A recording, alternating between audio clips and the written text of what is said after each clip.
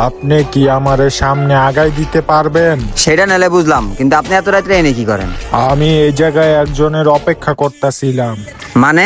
ওইগুলা বাদ দেন, এখন আপনি কি আমারে সামনে আগাই দিতে পারবেন? আচ্ছা ঠিক আছে, বসো।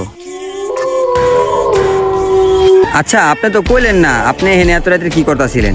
অপেক্ষা করতেছিলাম কার?